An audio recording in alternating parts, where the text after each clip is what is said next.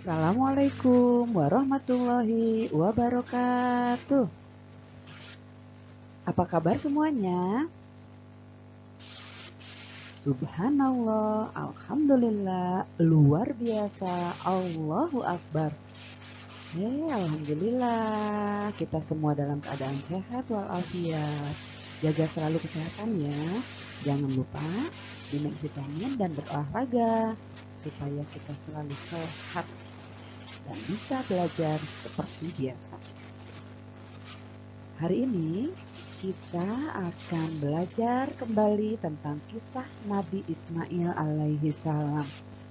Ada yang masih ingat pembelajaran yang lalu?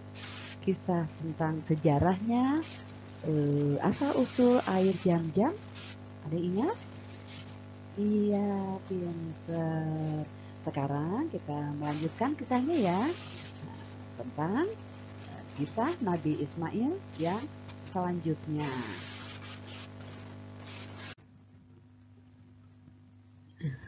Anak soleh, sebelum kalian mendengarkan ibu bercerita, ya, ibu harap kalian memperhatikan cerita ini supaya nanti kalian bisa menjadi anak yang lebih patuh dan taat kepada Allah Subhanahu wa Ta'ala dan orang tua. Dan ibu berharap kalian dapat mengambil hikmah dari kisah ini dengan bisa lebih bersabar, ya, lebih bersabar dalam menghadapi apapun sehari-hari kalian, ya. Kalau misalnya minta uang dan ibu belum ada, ayah belum ada, kalian harus sabar. Doakan ayah ibu kalian supaya mendapat rezeki dari Allah, ya. Nah, terus kalian juga harus ibu harap setelah mendengar cerita ibu ini, kalian bisa bisa saling tolong menolong antar teman, rela berkorban gitu ya. Rela berkorban. Kalian bisa mengambil hikmah dari kisah Nabi Ismail ini, ya. Kalian bisa menjadi anak yang lebih soleh dan solehah, ya. Ku ibu didoakan mudah-mudahan kalian menjadi anak yang soleh dan solehah, ya. Sekarang marilah kita simak, ya. Kita simak kisah akan disembelihnya Nabi Ismail oleh ayah tercinta beliau, yaitu Nabi Ibrahim alaihi salam. Nah, anak-anak, coba kalian perhatikan gambar-gambar ini. Ini gambar apa? Iya, gambar sedang membantu ibunya ya, bersih-bersih. Ini gambar apa? Iya, sedang salim mau berangkat sekolah. Ini sedang salim dengan Bapak Guru, dan ini membantu Ibu Guru menghapus papan tulis. Siapa yang suka membantu Ibu Guru? Iya, pinter. Nah, ini gambar apa? Iya, sedang mengantri. Dan ini? Iya, ini yang seorang sedang sholat dan seorang lagi tidur.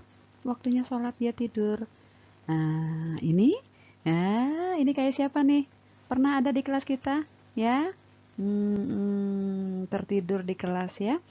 Nah, dari gambar-gambar ini, apa sih? Kok ibu mau cerita tentang kisah Nabi Ismail? Kok gambarnya gini-gini? Nah, nanti kalian tahu ya, sambungan antara gambar ini dengan kisah teladan Nabi Ismail. Nah, untuk itu, marilah sama-sama kita dengarkan ya, kita perhatikan ya kisah Nabi Ismailnya. Dikisahkan Nabi Ibrahim alaihi salam setelah sekian tahun meninggalkan anak dan istrinya di Mekah, Nabi Ibrahim sangat rindu dengan mereka dan akhirnya memutuskan untuk mengunjunginya. Di perjalanan menuju Mekah, tepatnya di Muzdalifah, beliau berjumpa dengan anak dan istrinya yang sedang menggembala kambing. Ia pun mengajak istri dan anaknya untuk pulang ke Mekah. Karena lelah, di perjalanan mereka pun beristirahat di bawah pohon hingga tak terasa mereka pun tertidur. Saat tertidur, Nabi Ibrahim bermimpi menyembelih dan mengorbankan putra tersayangnya itu. Nabi Ibrahim terkaget. Dia pun bangun dan sangat bingung menyikapi mimpinya. Ia tidak langsung membenarkan, namun tidak pula mengingkarinya. Nabi Ibrahim merenungi beberapa kali dan memohon kepada Allah untuk memberinya petunjuk yang benar kepadanya. Setelah hari yang sangat membingungkan itu selesai, ternyata di malam kedua datang lagi mimpi yang sama. Beliau bermimpi menyembelih Nabi Ismail. Begitupun di malam ketiga. Ya Allah, ada apa ini?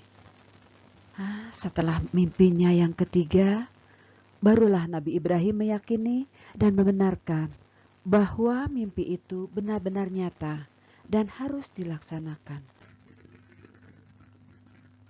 Setelah itu, Nabi Ibrahim menyampaikan mimpinya pada anak sematawayangnya. Nabi Ibrahim pun berkata, "Wahai anakku, sungguh aku bermimpi bahwa aku menyembelihmu. Pikirkanlah, bagaimana pendapatmu?" Mendengar pernyataan yang ditanyakan ayahnya, dengan tegas, Nabi Ismail menjawab, "Wahai ayahku, lakukanlah apa yang diperintahkan Allah kepadamu. Insya Allah, engkau akan mendapatiku termasuk orang yang sabar."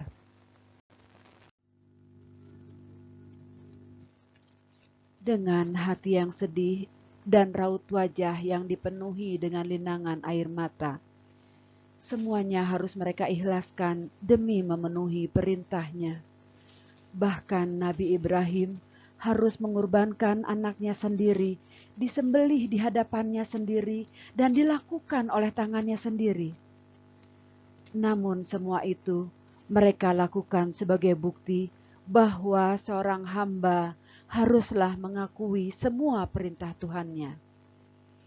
Setelah keduanya sepakat untuk melakukan penyembelihan itu, Nabi Ibrahim membawa putranya Nabi Ismail ke Mina dan membaringkannya di atas pelipisnya.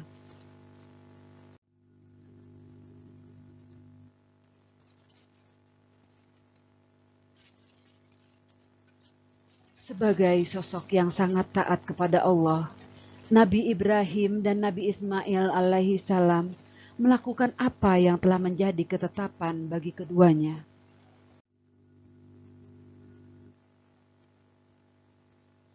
Saat-saat penuh kesedihan itu, Nabi Ismail lantas mengatakan pada ayahnya dengan penuh keikhlasan, "Wahai ayahku, kencangkanlah ikatanku agar aku tidak lagi bergerak. Sing-singkanlah bajumu agar darahku tidak mengotori bajumu. Dan jika nanti ibu melihat bercak darah itu, niscaya ia akan bersedih. Percepatlah gerakan pisau itu dari leherku, agar terasa lebih ringan bagiku. Karena sungguh, kematian itu sangat dahsyat. Apabila engkau telah kembali, maka sampaikanlah salam kasihku untuk ibu."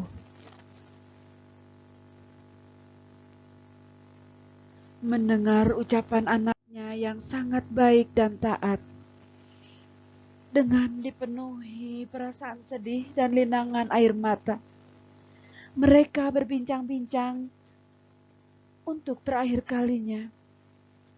Setelah perbincangan antara keduanya selesai, meledaklah tangisan mereka. Nabi Ibrahim tidak bisa menahan air matanya. Di satu sisi, ia harus melaksanakan perintah Allah Subhanahu wa Ta'ala, dan di sisi yang lain, ia sangat sayang pada anaknya. Namun, sebagai seorang yang taat akan perintahnya, Nabi Ibrahim harus merelakan anaknya untuk dijadikan kurban saat itu. Begitupun dengan Nabi Ismail. Ia masih tidak ingin berpisah dengan ayah dan ibunya. Namun adanya perintah Allah harus lebih ia kedepankan dari yang lainnya. Nabi Ibrahim melakukan apa yang telah disampaikan putranya.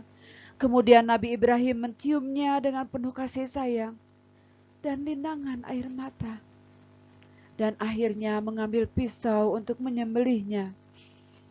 Setelah pisau sudah ada di tangannya, ia meletakkan pisau tajam itu ke leher Nabi Ismail. Namun keajaiban datang dari Allah. Pisau itu ternyata sama sekali tidak melukai Ismail. Beberapa kali Nabi Ibrahim mengulanginya, namun tetap sebagaimana seperti semula. Jangankan melukai, bahkan pisau itu tidak memberi bekas apapun pada anak sematawayangnya itu. Nabi Ismail mengatakan pada ayahnya, "Wahai ayahku, palingkanlah wajahku hingga tak terlihat olehmu. Karena sungguh, jika melihat wajahku, engkau akan selalu merasa iba." Perasaan iba itu dapat menghalangi kita untuk melaksanakan perintah Allah. Apalagi di depan mataku terlihat kilauan pisau yang sangat tajam. Tentu membuatku ketakutan. Lagi-lagi sosok Nabi Ismail sangat berperan dalam menjalankan perintah Allah. Ketika perintah yang harus dilakukannya merupakan perintah tidak bisa diterima oleh akal. Kemudian Nabi Ibrahim kembali menuruti permintaannya. Namun yang terjadi masih saja seperti semula. Pisaunya yang tajam tetap tidak bisa melukai Nabi Ismail. Berbagai pertanyaan muncul saat itu. Di mana pisau yang tajam itu? Bahkan bisa membelah batu yang begitu keras, tidak bisa melukai leher Nabi Ismail yang begitu halus dan lembut. Saat itulah Allah menurunkan firman-Nya sekaligus menjawab berbagai pertanyaan itu. Dalam Al-Quran yang disebutkan di surat As-Saffat ayat 104-108 yang artinya, "Lalu kami panggil dia, wahai Ibrahim, sungguh engkau telah membenarkan mimpi itu.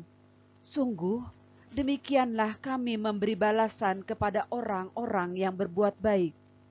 Sungguh ini benar-benar suatu ujian yang nyata. Kami tebus anak itu dengan seekor sembelih yang besar. Kami abadikan untuk Ibrahim pujian di kalangan orang-orang yang datang kemudian." Nah, seperti itulah kisah heroik, histeris, dan sangat dramatis yang terjadi pada Nabi Ibrahim dan putranya, Nabi Ismail alaihi salam. Nah, ketika keimanan dan keyakinan terhadap Allah sudah kuat, walaupun di luar rasio, di luar kemampuan berpikir kita. Mana ada seorang ayah yang menyembelih anaknya? Namun keimanan lebih ia kedepankan dari semuanya. Setelah semua skenario itu selesai, ternyata Allah hanya menguji Nabi Ibrahim dan Nabi Ismail.